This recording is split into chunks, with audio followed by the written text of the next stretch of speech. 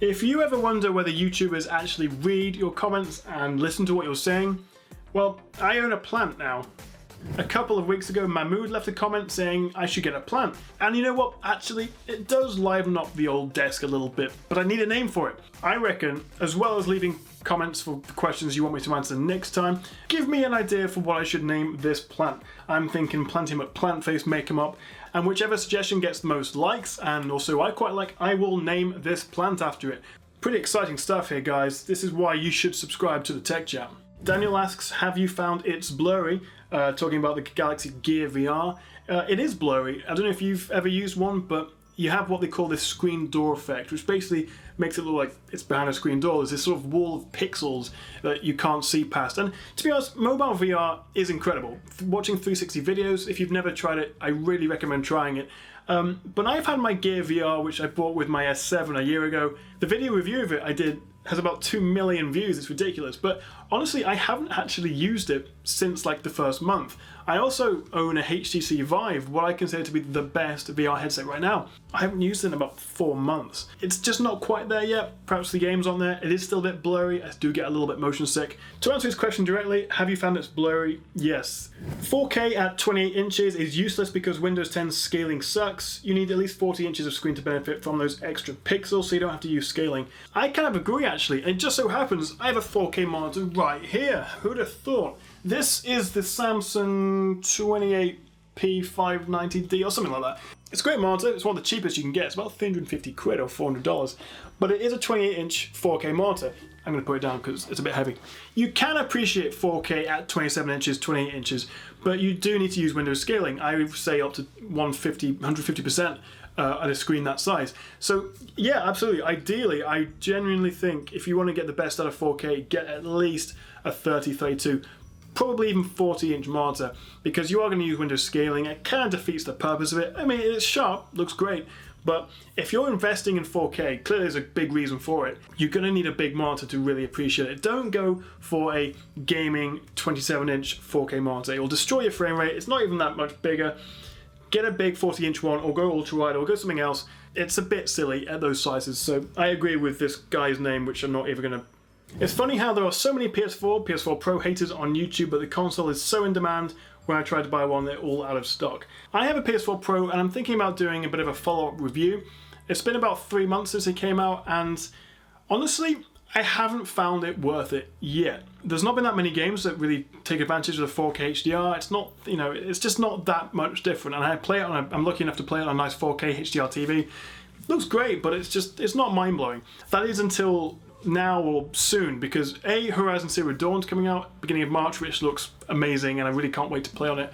But also a new PS4 firmware update will add something called Game Boost. So that's going to increase the frame rate, it's going to stabilize, going to enhance basically all current PS4 games, whether they're optimized by the developer or not. So that means you can go back to Just Cause 3 or an Assassin's Creed, ones that sort of struggle with frame rate sometimes, and this will bring it up to that sort of stable 30 or stable 60. So this will boost every single PS4 game up a bit. It's not really a mind-blowing difference, but it really, for me, this Game Boost feature is going to make the PS4 Pro worth buying alone.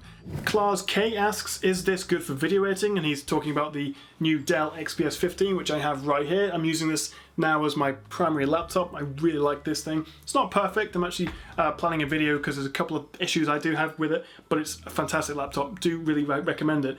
Is it good for video editing? I can edit these 4K videos on it. It's not like the smoothest thing in the world, but it absolutely will edit 4K video, which is something no other sort of consumer laptop, including my MacBook Pro, has been able to do comfortably. So yeah, I love this XPS 15. Do check out my review of it if you are interested in a high-end premium laptop. And yes, class, it is good for video editing. AJ makes vids, awesome vid, and you're near to 100k. Congrats. Well, 74,000. It's not. I've got a little bit of work to do, but nearly. Since when did Michael Fassbender do hardware reviews? That's a great question, John. And have you ever seen Michael Fassbender and me in the same room at the same time? Arsenal Sky has a politely worded criticism for my channel. Daily Driver, all that good stuff. Will you YouTubers stop using the same BS words? Honestly, I actually hate Daily Driver as well. I don't know why I said that. Everyone says that. It's my daily driver. But it's the phone I use every day. Fair enough.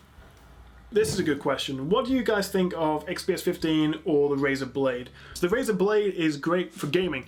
The 1060 graphics card in it is in some cases up to twice as fast as the 1050 in the XPS 15, which is already very capable. If you want to do gaming on a laptop, the Razer Blade is the right choice. There's a lot of compromises. It's got a really big bezel, the screen's not nearly as nice, the battery life is about half what you get on the XPS 15. It's more expensive. I do like the Razer Blade, but for me, I do think the XPS 15 is a better laptop. Mark Grenier, are you planning on doing a video of your new office? Yes, I am planning it. Pilot Kaz, do you recommend that color calibration device that you used in this video? If so, what model is it? Also, what desk do you have? I really like it. Well, thank you. It's actually a kitchen counter worktop. I can't remember what it's called. I'll put a link in the description. It's 2 cabinets with this wooden counter on top. When I was looking for a new desk for this setup, I looked on Amazon and loads of different websites, and you can get some nice desks, but they're all a bit, I don't know, there's something, I just didn't quite like any of them. So this is a sort of like a do-it-yourself blend of IKEA furniture. Came out really well, actually. I'm really pleased with it. I will be doing a full sort of studio behind the scenes tour at some point thing, so I'll go into more detail then. But yeah, all IKEA. As for the calibrating tool, it is this. It's a SPYDER 5 Elite. You just download a piece of software, stick this on the screen for 5 minutes, and it tells you what sRGB color gamut it covers, Adobe RGB, NTSC. It also calibrates it, so not only does it tell you the numbers, you know, how accurate it is, everything I've tested it on, it improves the quality of the screen, the contrast, the colors. It's a pretty handy piece of kit, and I should have invested in one of these a long time ago before I started doing monitor reviews. So I think that'll about do it for the episode 2 of answering your comments. As always, it's been an absolute, oh no, pleasure's the wrong word. Do let me know in the comments below what you would like me to name the plant. That's the most important thing here. And also, of course, let me know if you've got any other questions. I'll maybe address some of them in the next episode of these. I think I'll do them monthly. So thank you very much for watching. Let me know if you've got any thoughts in the comments. Please do like, share, and subscribe. I really should get a t-shirt that says that, so I don't keep repeating it. And I'll see you next time right here on the Tech Chat.